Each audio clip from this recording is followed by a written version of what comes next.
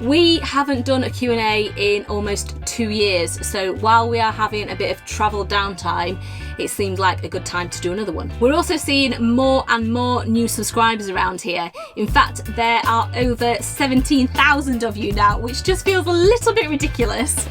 Anyway, we thought we would take this opportunity to kind of reintroduce ourselves a little bit and allow you to get to know us a bit better. Now, we put out a couple of shout outs to ask for your questions, and we have had tons of them come in, so we'll try and get through as many of them as possible. They fit pretty neatly into 6 categories, so we've grouped them together and we are going to run through them one by one. Starting with some questions about our work, some personal ones, AD schooling, van life questions in general, some about our recent trip to Morocco, and then what's next for us. I should probably just mention here that we have all been a little bit ill recently, so apologies that our voices are a bit croaky. Let's get into it. How do you afford full-time travel? Well, the answer to this is simply that we work. We work full-time, we work for ourselves, and we work pretty bloody hard. But it is also the case that full-time travel is a lot more affordable than most people think, because what people tend to forget is that we don't have rent and household bills to pay on top of our travel costs.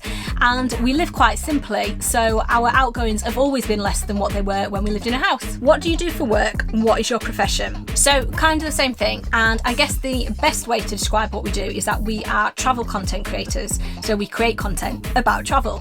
Sounds kind of broad and a little bit vague, so I'll try and explain a little bit further. We basically have 3 platforms that you can find our stuff on, so here on YouTube, over on Instagram, and on our website. Our website is a travel blog that contains lots of different detailed guides and other various travel resources, and we make our money through those platforms from advertising and affiliate marketing. How are you guys doing? We have had quite a lot of people contacting us to try and find out how we're doing, and we do really appreciate the concern. We are actually, whilst we're not in our best place, we're doing fine, we're doing okay. The thing is, we've got a pretty difficult relationship with the UK, and particularly being in the UK in a van, because there's quite a lot of prejudice about it and it is not really widely accepted. So really, we're just trying to make the best of it and enjoy what bits we can. But again, we do really appreciate the love and concern, and yeah, we're doing okay. How did your relationship change after having AD? Okay, well, having a kid, look, it's a really big deal, isn't it? So obviously, you know, everything about our lives has had to change, and we've just embraced it. And actually, our relationship has changed, and it's probably changed every aspect of our relationship. But I think both of us would say that it's been a really positive change. We're fortunate enough to be able to spend all of our time together as a family, so we're always with AD. And I think we're also pretty lucky in that we're both on the same page when it comes to how we want to bring her up and what importance we place on parenting as well. So we're really happy in our little unit of 3, and it's given us a kind of different focus as well, which has actually also been really positive for our relationship, because before it used to be all work, work, work, travel, travel, travel. But having AD has made us really slow down, focus on the small things, and just enjoy the company of our family. How did you both meet? Okay, we met in a cocktail bar. Pretty cliche, although there is a little twist in that cliche, because Sarah was actually working in the cocktail bar and I was, shall we say, a pretty frequent customer. My housemates at the time actually worked in the same bar as Sarah, so I used to go in at lunchtime or when I'd finish work myself, and that's kind of how we started to get to know each other, and everything blossomed from there. Are you hiring? Because I'm in. Your family is such an inspiration. Well, thank you. That is really lovely of you to say. We did used to have people working with us pre-COVID, but then we had to cut it right back during COVID because travel was not really making any money, so we couldn't afford to have a team, and we have kept it just the 2 of us ever since then as well. But maybe it's something that we should be looking into in the future. Okay, this next question is pretty long, and it's actually made up of 3 different questions, so I'm going to break it down into each separate one and tackle them one at a time. The first one is, how did you decide to live the way you do versus having a traditional job and living in one place? Well, when we initially started traveling over 8 years ago, it was actually on a 1-year round the world trip, and we had saved up for a couple of years to be able to afford that, and it was during that time that we actually really fell in love with the lifestyle, travelling, learning about new cultures, visiting different countries, and we just decided that we wanted to make it work and do that full time. The second part of this question is, was it difficult to make this lifestyle change from a financial perspective? And I suppose the answer to that is yes and no, because previously we were both working in office jobs, they're pretty decent jobs, and we earned a good living. But along with that came a certain lifestyle that we wanted to maintain as well. And so we didn't really have that much disposable cash left at the end of the month. And now we work for ourselves, we run our travel blog, as we've said before, and we've got other bits and pieces that we do.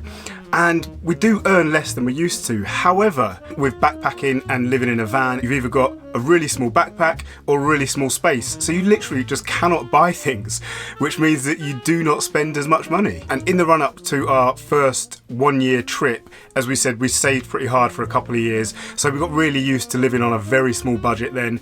And we've not really altered our lifestyle since then. We live pretty small, very basic, and we really enjoy it. The third part of this question is, what steps does someone need to take if they want to live a life like yours? And I'm assuming that that means full-time travel. And I guess the first thing that we would always recommend is to have some sort of work set up. And there are so many opportunities there at the moment to work remotely, to work online, certainly way more than there were 8 years ago when we first started doing it. So I think get something set up, even if it's just a part-time side hustle, and make sure that you've got some money saved up that can be used in the event of a rainy day or an emergency, and then just really try and take it from there, I think. Okay, next question. Favourite country you've been to? For me, it is China.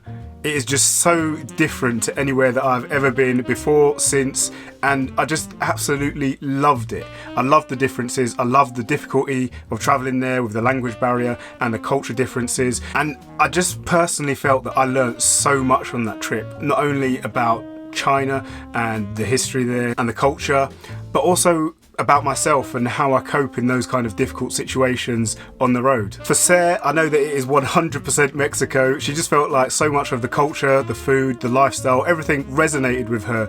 And I know that if it was not halfway across the world, that she would want to move there in a heartbeat. Are you planning on having any more kids? If so, how will that work in the van? Okay, no is the simple answer. Me and Sarah have spoken at length about this, and whilst it would be lovely to have a little brood of mini me's running around our ankles, it's not something that either of us particularly want at this moment in time. Now, that is in no way a reflection of Adi or how we feel about being parents or anything to do with Adi, because we love her to bits and we love being parents to her, and we really enjoy our lives as a little family of 3. But we're just really content and we feel like this is it for us. And to answer the second part of that question, we've only got 3 seats in the front of the van, so it absolutely would not work if we had any more children with our current setup. Not that that has had any bearing on our decision.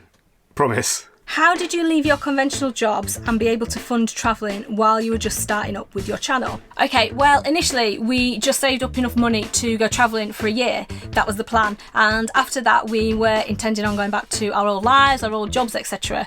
But during that year, we decided that we didn't want to do that. So we set up our website and we took on various freelancing jobs to keep our travel funds topped up.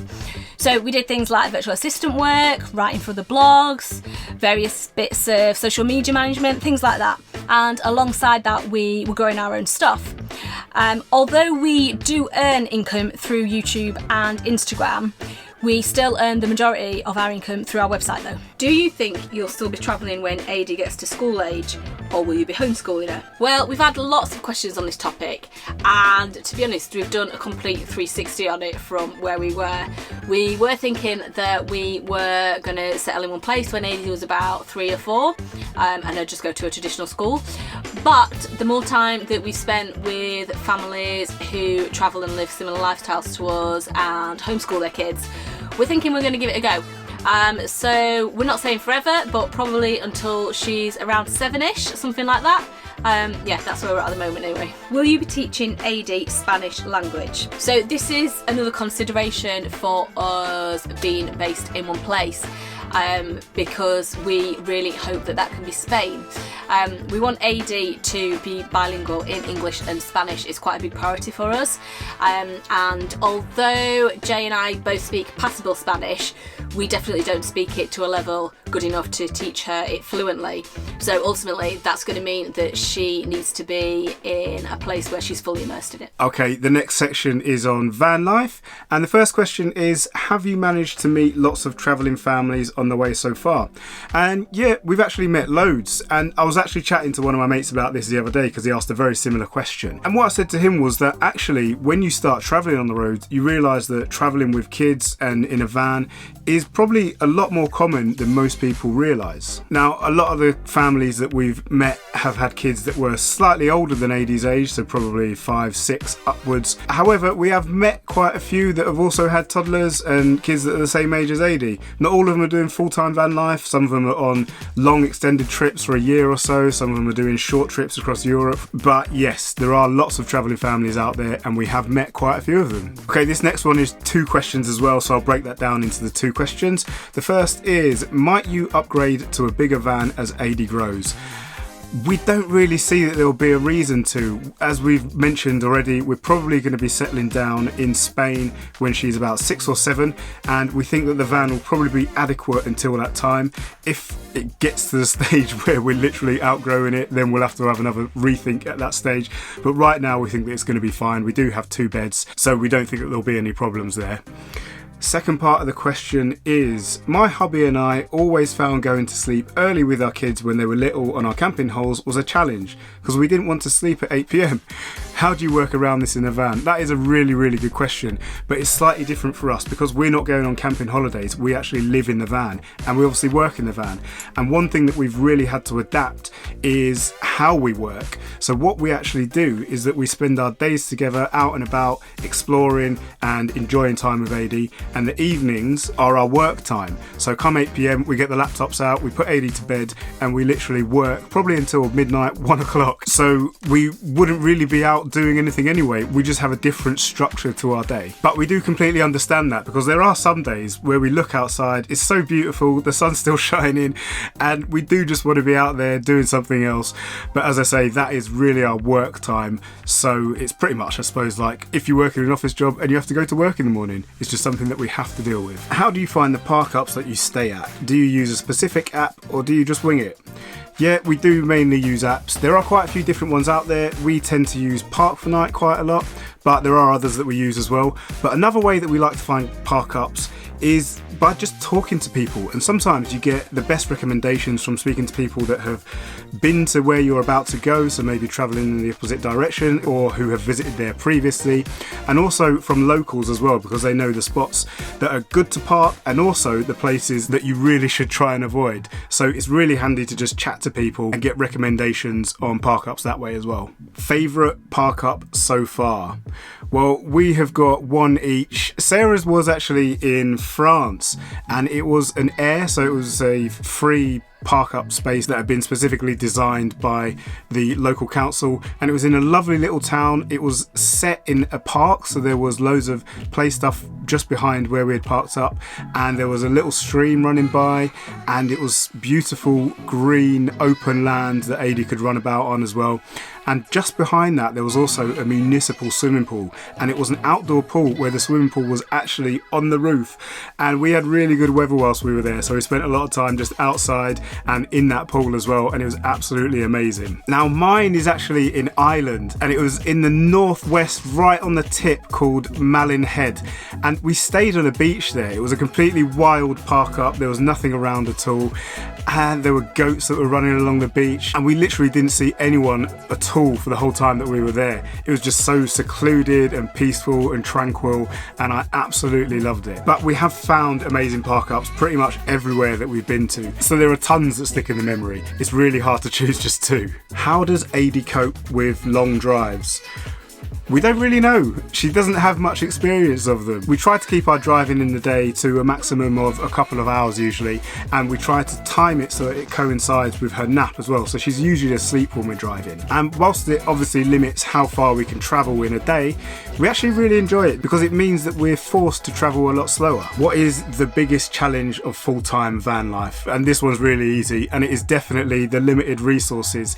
You've always got to be keeping an eye out for how full your water tanks are, how full your waste tank is, how full your toilet is, and keeping one eye out for where you're going to replenish those services as well. And it's just something that you never have to worry about when you're living in a house. However, we think that it's a pretty small compromise for the freedom that living in a van allows us. Is there anything about the design of your van that you would change now that it's done?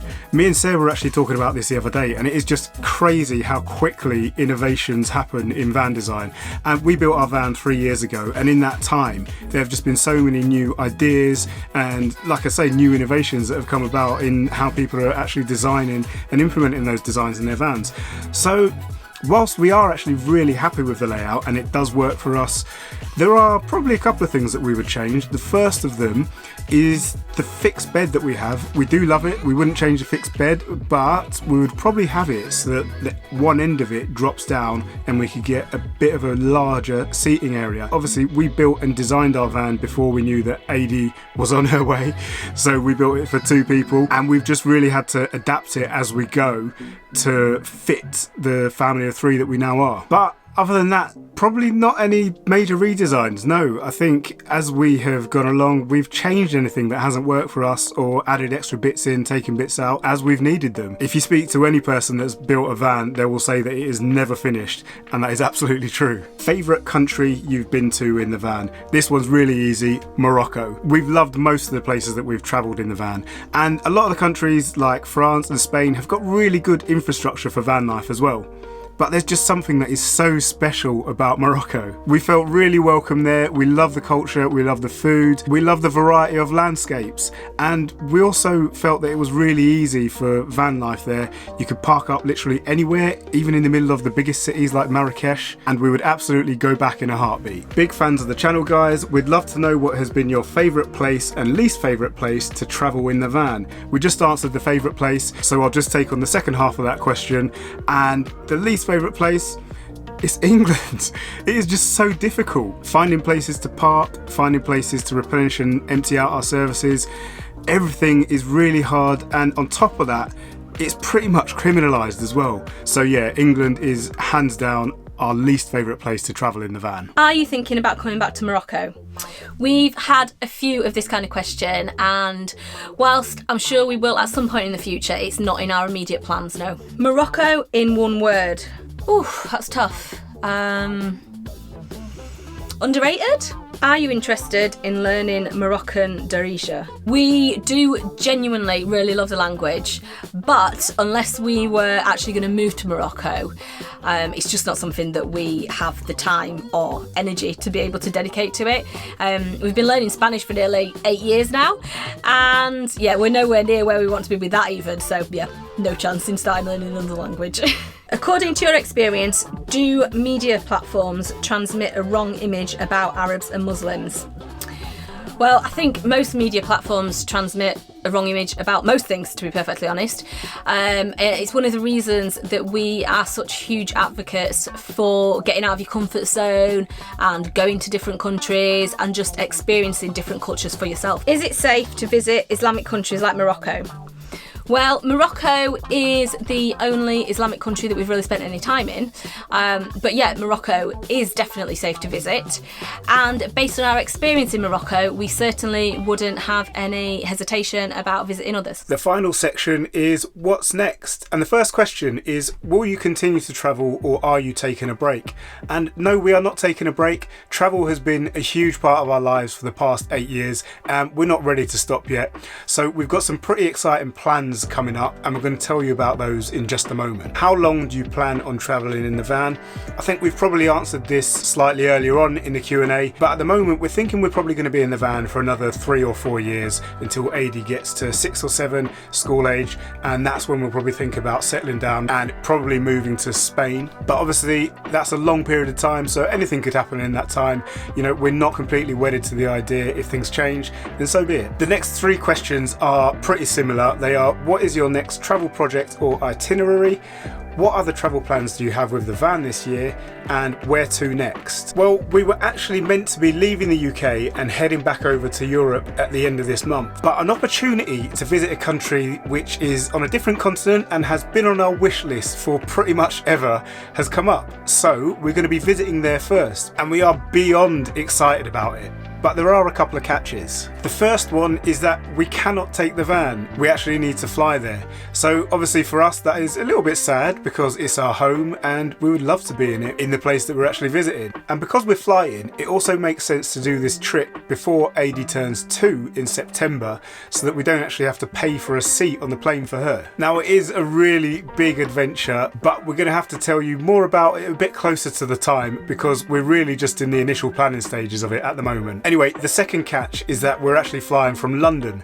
So that means that we're going to have to stay in the UK until then. So what are we going to be doing until that time? Well, we love living in our van, but we've never really liked living in it in England. So over the next couple of months, we're going to set about trying to change that. And there's a few reasons that we find van life in England so difficult. One of them being the weather, but actually the main one is that we just don't feel welcome. Obviously, we know that it's a small country, that tourism hotspots can become pretty unbearable for the locals at peak times, and that parking is really a struggle, not just for people in camper vans. But all of that has meant that we've never even really considered exploring England in our van until now. So for our next series, we're going to be visiting some of the most beautiful but least explored places in England. And of course, we're going to be taking you along with us to see if we can change our perception on travelling in a camper van in England. We really hope that you're going to join us on that adventure, which we're going to be starting next week. If you have enjoyed this video, please give it a thumbs up. And if you are new around here, then why not hit that subscribe button and hit the little bell button too so you get notified every time that we post a new video. Catch you next week.